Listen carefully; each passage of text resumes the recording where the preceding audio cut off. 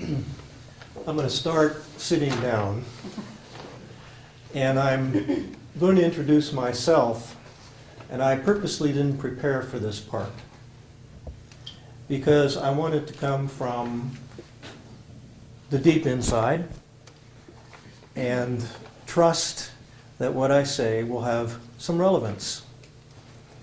I'm a living example of serendipity. That is, very rarely in my life had I planned to do anything that I actually did. I'm a Pennsylvania Dutchman. I was born in Harrisburg, Pennsylvania, grew up in York, Pennsylvania, and went to Lehigh University, became a mechanical engineer, and did actual mechanical engineering for a number of years for the York Corporation, York Air Conditioning and Refrigeration, which then became part of Borg Warner. And after 15 years of that, moved out here to the West Coast and to Tacoma, Washington, and became the Management Development Manager for Weyerhaeuser Company, which was a big change, you know, going from air conditioning to trees. And that's where my journey that led me ultimately to being here started. Because, you know, being an engineer, I had no notion that I would be doing any work in people development or organization. I didn't even know what organization development was. In fact, when I came out here in '68, that wasn't even a term that people knew about. Organization development. It wasn't used in '68. Oh, a few people did, but it really wasn't a term that was used. And there wasn't any place you could go to find much reading on it. There wasn't any school in it or on it or about it. And so it kind of like was strange. My boss was a guy by the name of Bill Owen, who actually lived on the Puget Sound, not very far from this location. And Bill is the one who brought me out here.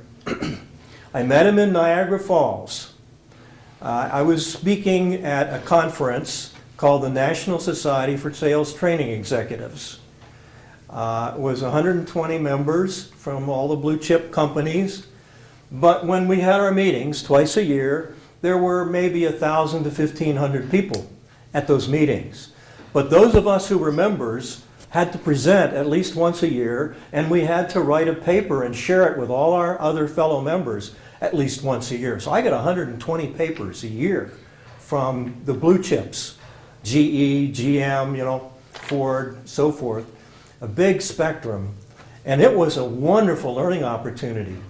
So this was one of the times I had to present. I was at Niagara Falls, and at the end of the presentation, this guy comes up to me with a bushy haircut, and he says, "You have to come out to Weyerhaeuser Company." I said, "What's that?" And he was a guest. He wasn't a member. And he proceeded to tell me. And he said, "I don't care what you know about it." He says, "You come out. You belong in the Northwest." And I said, "Where?" He says, "Tacoma." I said, "Where's that?" He said, "It's somewhere around Seattle." I said, "Well, that's good enough." So sure enough, about 4 months later, I was on a tour for my company, and I was coming up through Portland, and I had to go to Seattle and then up to Vancouver. And he said, "Well, why don't you stop by? Come in and talk with us a little bit." And so that started the whole thing, and to make a long story short, June, about 6 months later, I moved my family out here. And I've been here ever since, and my kids stayed here and so forth. Okay? That's how I got here. All right. Ultimately, I became the manager of management development for Weyerhaeuser Company, and then Bill started the organization development movement, which I didn't know anything about, inside here, inside of Weyerhaeuser Company. And so we learned together about that. We made lots of mistakes. At that time, we had what is known as Weyerhaeuser Management School. It was a 4-week school for middle and up managers at Weyerhaeuser, usually 22 of them at a time.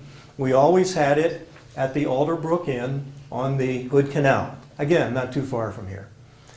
it soon became my responsibility, and we did 8 of these a year, and I was in residence like 24 weeks of the year, you know, with all these guys and so forth. And we started bringing in seminal thinkers and movers and shakers in the field of organizational change and organizational development and human resource development, that kind of stuff. And one of the guys we brought in for a 3-day shot was Dr. Gordon Lippett from the George Washington University, okay?